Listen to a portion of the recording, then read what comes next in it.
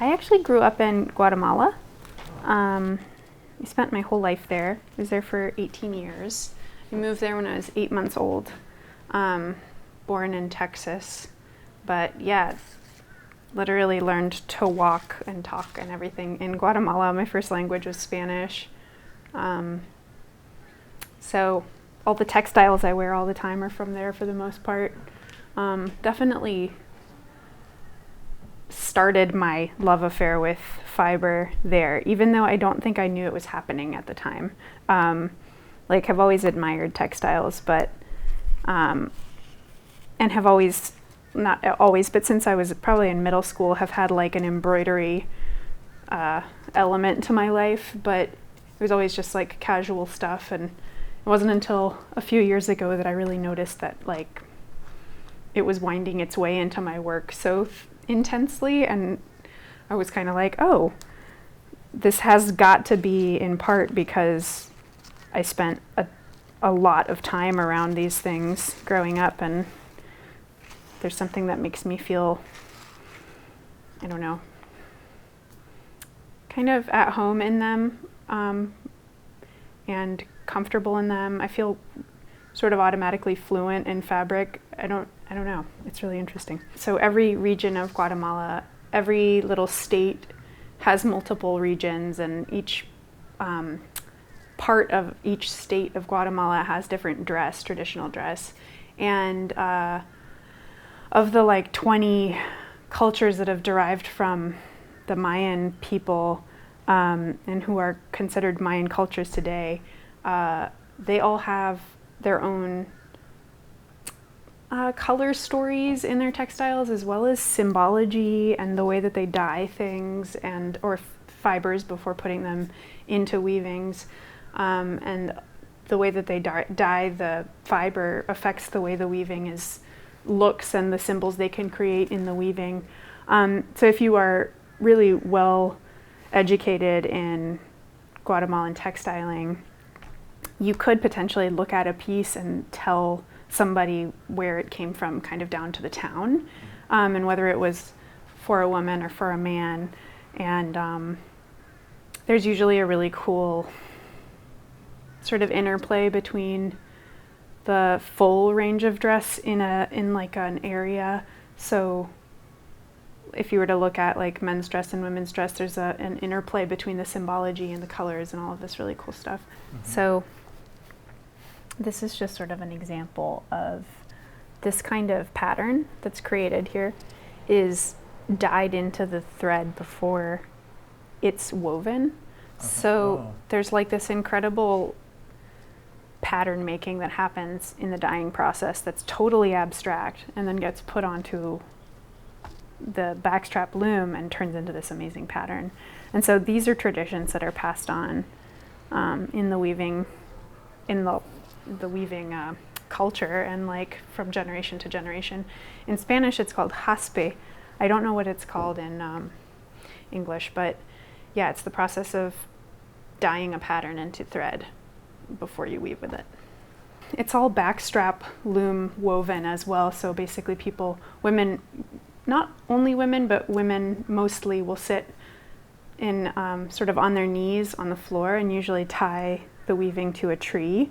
And it is something that they work on from literally their body connected to the tree, and they kind of approach the tree as they work on the weaving. It gets higher and higher, and they get closer and closer to the tree and move the weaving down. And it's a really long, detail-oriented process, and often takes months to create a garment. It's like an appreciation, but also just an everydayness to fabric there, and making it and what goes into that. It's like part of the daily routine. You know, it's like special, but it's also just, it's not precious in a way that's really kind of cool. It's so elemental to the culture.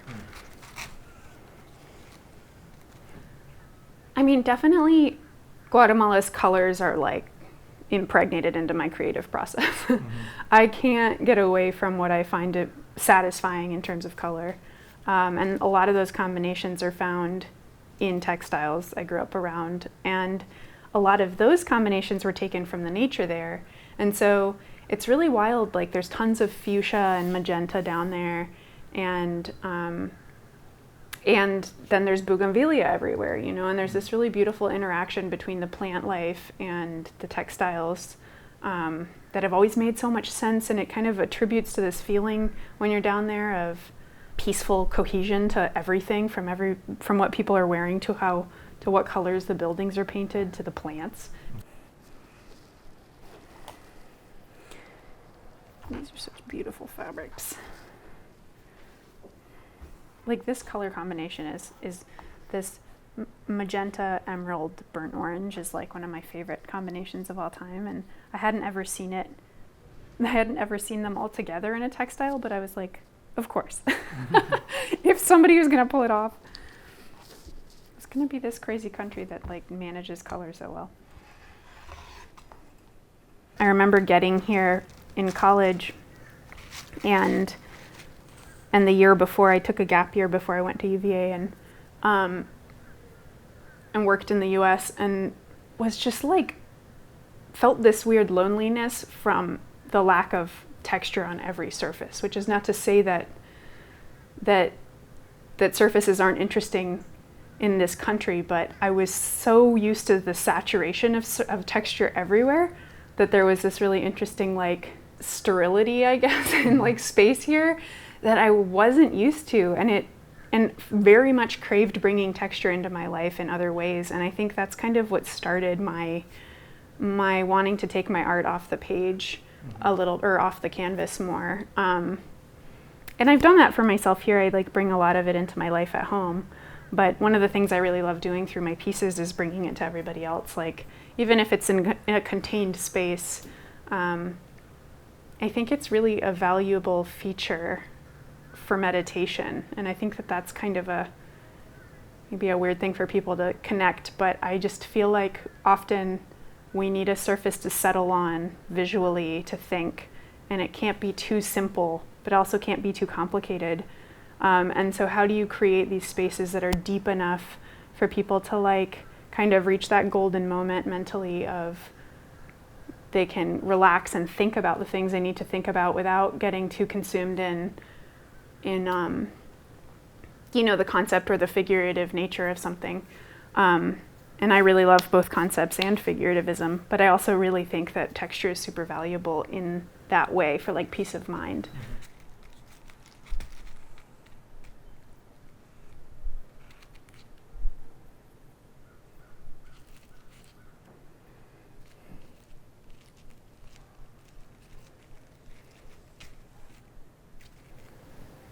I feel like I've basically landed in this place where I use anything I can to create a feeling of texture and depth. I love creating kind of wild spaces like within the confines of a frame that people can sort of get lost in or dive into. I've gotten more and more and more attracted to creating actual literal depth in my pieces, and they're sort of broaching sculpture now. I think once I realized it was okay that it was okay for me to bounce around, I have just fully embraced, now all the media are kind of coming together in something that does feel cohesive again, which is really fun. But it's taken me a moment to feel okay with being a person who doesn't settle in one medium, because there's this, in the world, there's always been this like jack of all trades, master of none kind of concept that I think I share with a lot of mixed media artists, where it's like, you know, should I be doing something that's recognizable as an art medium? Will that be more respectable? But if you think in a language that isn't bound to like the one medium, it can be really frustrating to stick in one. So yeah, I feel like I've come to terms with it, and I'm really excited about it now, but it was a weird journey to be like, I guess this is what I do. Mm-hmm. And maybe I don't do the classic stuff.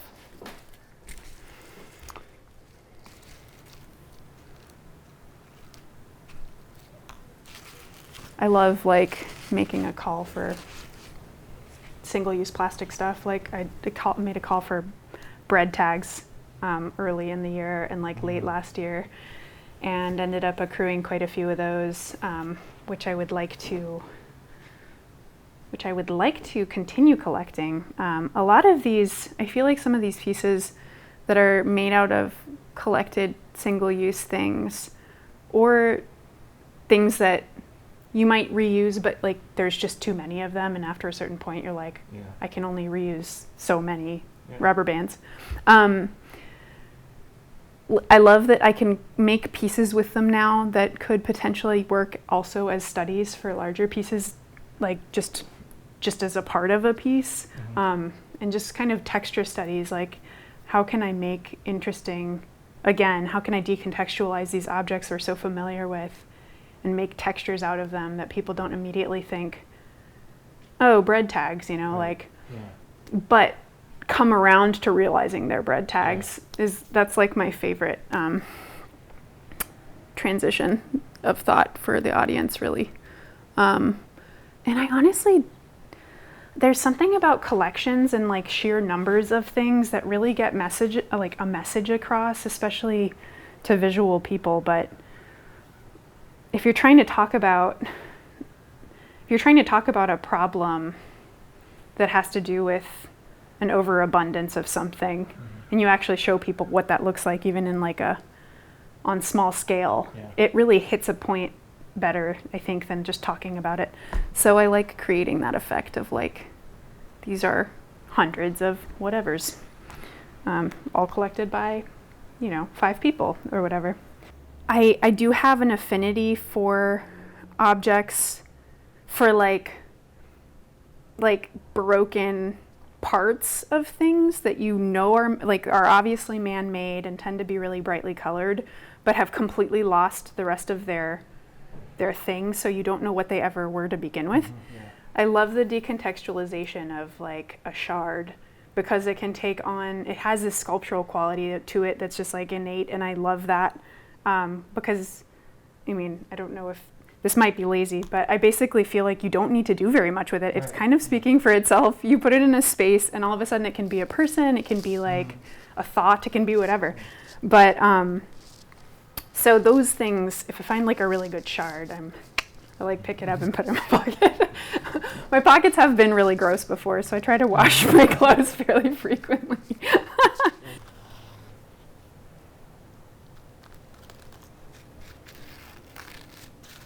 I feel like I'm very much I've come to be comfortable with a good amount of uncertainty. I'll like have a hunch about a piece. I'll know what materials I want to use. And generally things will go the way I hoped or better, but how I get there sometimes changes. Like sometimes I'll go into a piece and it'll change shape as I'm working on it, and the route it ends up taking is so much more natural that I'm not really clutching to the thing I'd been imagining before, because this just feels like it's a better version of whatever I was imagining. So I guess there is a certain amount of impulsivity, but I feel like I love to play, but I love to play within it's like the thing with the palette. Like if I give myself a color palette, I have a great time playing.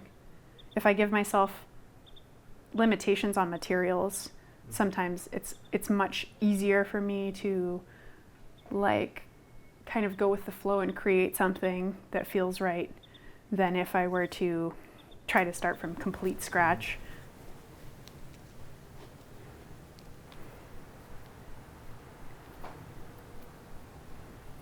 I have a thing with strips of fabric. I really like them for some reason. A lot of my installation work involves fabric strips. I guess it's an extension of the line. You can just do a lot with them. Yeah, it's so cool, the process of art making. I have really gotten comfortable in it. It's fun. I recently made it a full-time thing, and I was worried before that I wouldn't have the drive, because I'd never witnessed myself making art full-time. I was like, maybe something about not being able to is what is keeping me doing it. And it's like the total opposite. Like sometimes I'm here from, like 9 a.m. to like 10 p.m. And I'm like so psyched to be here the entire time. So it's not, it's definitely not a drive problem, but it's just interesting. You never know, sort of. I have so many projects going at a time usually that because some things take time to dry and other things, like often I'll have a weaving on the loom and that'll be something that I like return to when I need something that's much more meditative, or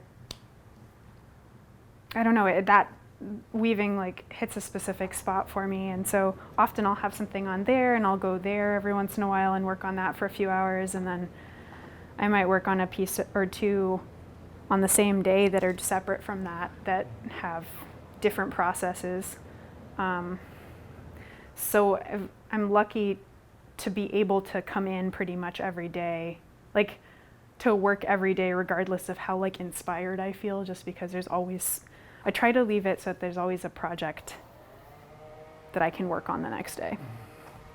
I kind of, at this point, I feel like it's the most cohesive part of my work.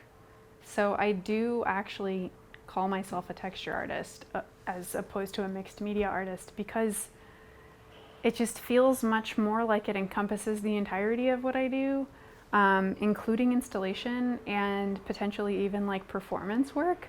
You just start to tag on way too many like titles. Like I don't want to be a mixed media performance installation artist. Right. Like I would much rather be a texture artist, because texture encompasses everything from physical to audio to like all sorts of really cool stuff. I just feel like, I don't know, it feels right to me in a different way. I leaned into it. I was like, I'm a colorist and a texturist. I don't know. The two things are they're like pretty vital for my work, and I would say they're the most vital things for me.